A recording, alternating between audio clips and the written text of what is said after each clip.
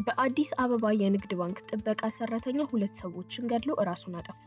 በአዲስ አበባ ልደታ ክፍለ ከተማ ወረዳ 6 ፓርል አደባባይ አካባቢ በሚገኝ የኢትዮጵያ ንግድ ባንክ ቅርንጫፍ አንድ ግለሰብ ሁለት ሰዎችን ገድሎ ራሱን እንዳጠፋ የአዲስ አበባ ፖሊስ ለቢቢሲ ተናገረ። ክስተቱ ያጋጠመው ማክሰኞ መጋቢት 2 2017 ዓ.ም ሲሆን ለሶስት ሰዎች ሞት ምክንያት የሆነው ሁኔታ የተፈጠረው የፍቅር ጥያቄ ምላሽ አላገኘም በሚል ምክንያት መሆኑን ፖሊስ ገልጿል።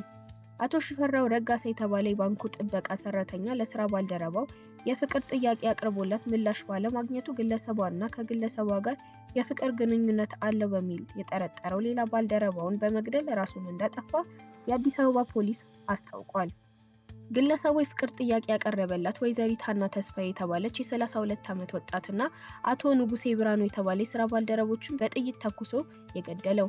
የአዲስ አበባ ፖሊስ የህዝብ ግንኙነት ኃላፊ ኮማንደር ማርቆስ ታደሰ ለቢቢሲ እንደገለጹት ወንጀሉን የፈጸመው የጥበቃ ሰራተኛ ካለተራው ሌላ ሰራተኛን ተክቶ በመግባትና ከምሽት የጥበቃ ሰራተኞች የጦር መሳሪያ በመቀበል ግድያውን ፈጽመዋል። ግለሰቡ ግድያውን የፈጸመው ተጠርጣሪ ወደ ዕለታዊ ስራቸው እስኪገቡ ድረስ በመጠበቅ መጀመሪያ አቶ ንጉሴ ብርሃኑ የተባለውን ግለሰብ በሁለት ጥይት መትቶ መግደሉን ኮማንደር ማርቆስ ገልጿል።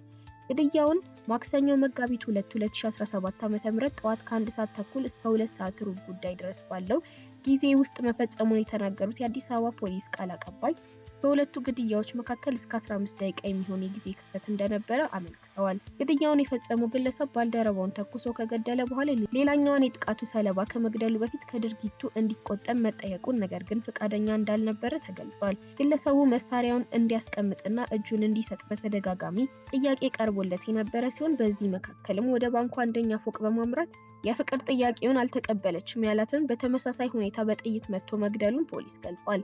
ግለሰቡ ሁለቱም ባልደረቦቹን ከገደለ በኋላ በያዘው መሳሪያ የራሱንም ሕይወት እንዳጠፋ የአዲስ አበባ ፖሊስ የህዝብ ግንኙነት ኃላፊ ለቢቢሲ ገልጸው በክስተቱ በአጠቃላይ የሶስት ሰዎች ሕይወት ጠፍቷል። ሁለቱ ሟቾች ወይዘሪት ሀና ተስፋዬና አቶ ንጉሴ ብርሃኑ የፍቅር ግንኙነት እንደነበራቸው የሚጠቁም ፎቶግራፎች መገኘታቸውን የጠቆሙት ኃላፊው ፖሊስ በምርመራው ስለ ግንኙነታቸው እንደሚያጣራ ገልጸዋል። ከዚሁ ክስተት ጋር በተያያዘ ፖሊስ እያካሄደ ያለውን የምርመራ ሂደት እንደሚቀጥል አስታውቋል። ቢቢሲ ስለ ግድያው ተጨማሪ መረጃ ለማግኘት የኢትዮጵያ ንግድ ባንክ ኃላፊዎችን ለማነጋገር ያደረገው ጥረት አልተሳካም። ወደ ኢትዮጵያ ዴሊ ተመልካቾቻችን ለዛሬ ዘንላችሁ የቀረብናቸው መረጃዎች ይህንን ይመስሉ ነበር። ሌሎች የኢትዮጵያ ዴሊ አዳዲስ ወቅታዊና ጠቃሚ መረጃዎቻችንን ለማግኘት ይህንን ቻናል ሰብስክራይብ፣ ላይክ እና ሼር ማድረግዎን አይዘንጉ። ሰናይ ጊዜ